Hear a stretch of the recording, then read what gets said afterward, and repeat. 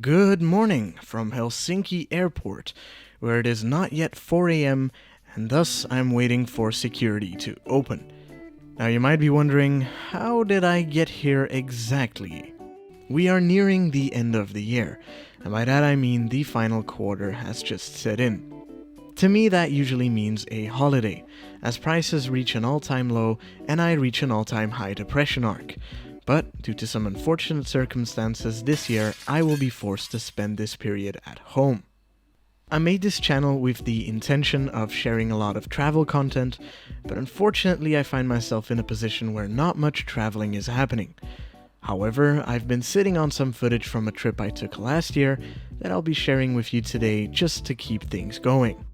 While I can't make any promises, I hope to be in the skies again soon to bring you new content. But in the meantime, I hope you enjoy this trip I took late last year in November with Finnair. Today's flight will be a relatively short hop connecting Finland to the capital of Europe, Brussels, the unfortunate place that I call home. Kinda. We'll be flying this journey on board of one of Finnair's best known workhorses within the European landscape, their Airbus A320.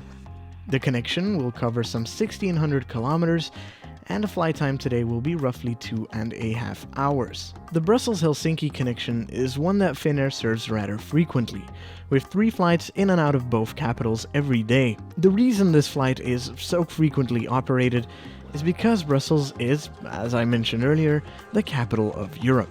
This means that a lot of business people and government officials up north will have the opportunity to fly to Brussels with Finnair. It also means that a lot of government officials who are residing within Brussels can book a connecting Finnair flight over to Asia and North America, as Finnair is known as a great connector.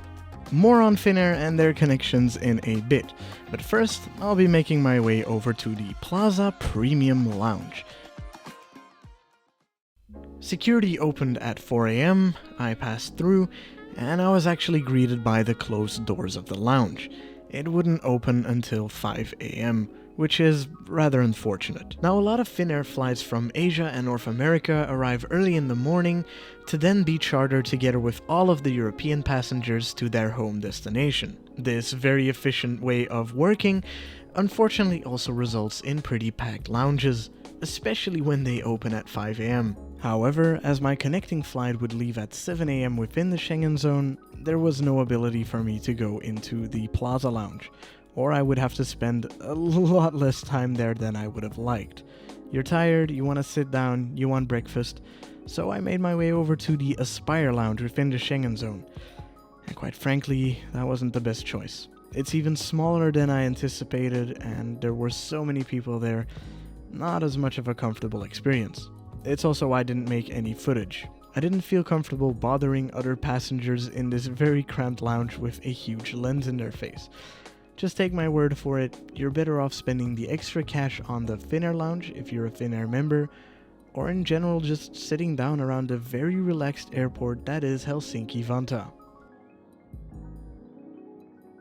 Wow, that was a jump cut, and suddenly we are at the gate, because I was just about ready to go home. Boarding was a pretty uneventful process, as instead of following the groups, which were clearly assigned for a reason, they simply called every economy passenger together, which, considering it was a very busy flight, made it take quite a while to get on. Luckily for me, I was seated in the front of the plane, so not much of a wait for me. Seating on board of Finnair's Airbuses is like any other European airline in a single class configuration, with a few front rows designated as business class, with the only benefit being a meal and a blocked middle seat. Considering that the value of a business class ticket is so little within Europe, except if you're saving up avios of course, I had booked myself a seat in economy right behind them.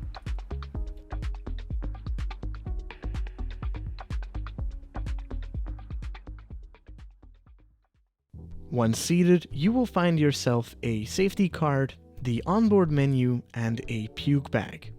The lack of an IFE doesn't really bother me that much. There is also a small tray table, which serves quite reasonably if you want to use your laptop or your tablet. There is ample legroom for me, However, if you're much taller than 180 centimeters, you might find it less comfortable. The view from my seat today was also rather nice, with 2 windows at my disposal.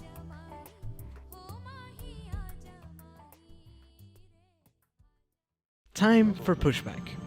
Before we would make our way over to the runway and depart for Brussels, we would have to get the plane over to the de-icing station. A lot of passengers tend to complain about de-icing and wonder why it doesn't happen before your plane arrives at the gate. And the truth is, because the ice just reforms. De-icing is an incredibly important part of taking off, especially for countries in the Nordics that experience some very cold temperatures. If de-icing isn't done properly, the plane can have serious malfunctions or damages done to it, which will not result in a safe landing. As such, both the de-icing crew and the pilots of a plane will always take their time to get the job done perfectly. This often means that delays are present, but they're in the benefit of your safety. So you don't see me complaining.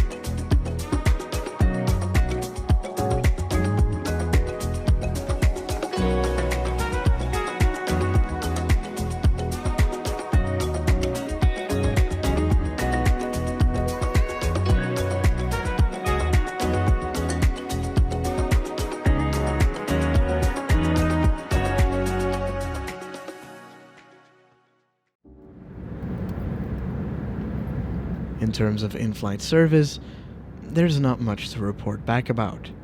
You were offered a water or blueberry juice, and all other drinks were on your own cost. When I flew Finnair late last year, they had just introduced their messaging package.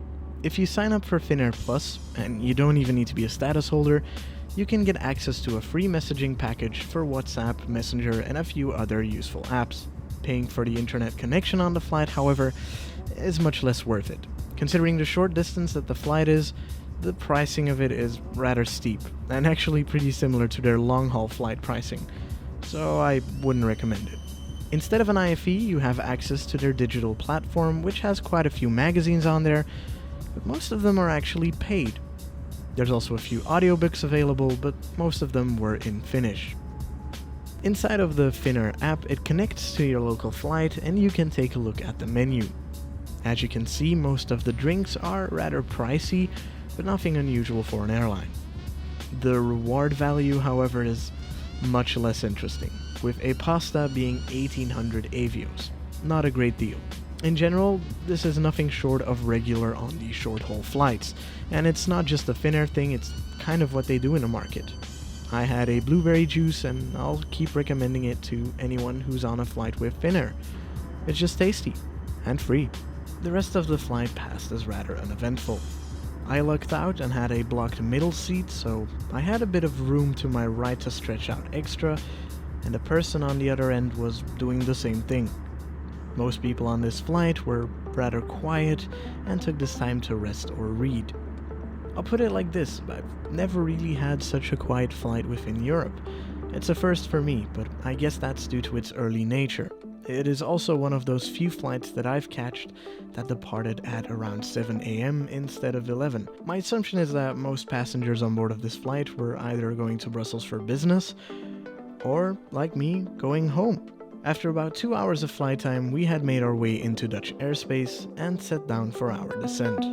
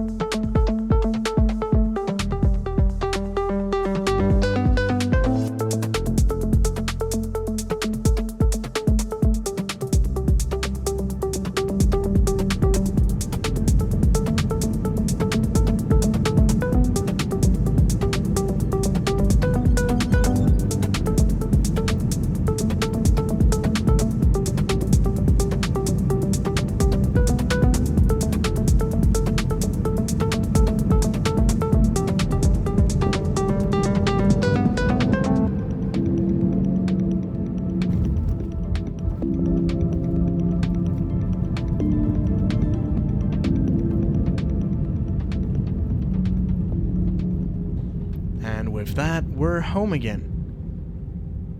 After such a long and exhausting trip, it is great to be back home, even if your home happens to be in Brussels. Ugh. So, how do I feel about Finnair's product? Well, it was rather uneventful, and that's kind of the deal, really. Finnair kind of forms that golden midway. They do not oversell you, nor do they undersell you. They give you exactly what you expect from them. You have a comfortable seat, you'll get to your destination pretty much on time, and you will always make your connections in the incredible Vantaa airport. In general, this is an experience that isn't that noteworthy, and that's exactly why I wouldn't make a video of it. However, as much as I might care more for long-haul flights, realistically, many more of you people will fly inter-European more often. And as such, this might be a great eye-opener for you. If you have the option between Air Baltic or Ryanair and Finnair, then scooping out the extra cash for the incredible amount of decent comfort, like, I'm not trying to oversell it to you. It's just good. It's just a nice product, and I've enjoyed them for the past few flights I took with them, and I think you will too. If you have any thoughts or any comments on the flight, then please leave them down below, and I'll try to reply to each and every one of you. Beyond that, I am looking to fly again in the future, but considering circumstances, that might be a rather difficult task. Not an impossible one, just a difficult one. With that said, I hope you enjoyed this video. This has been your Avian Look, and I hope to see you all again in the next video.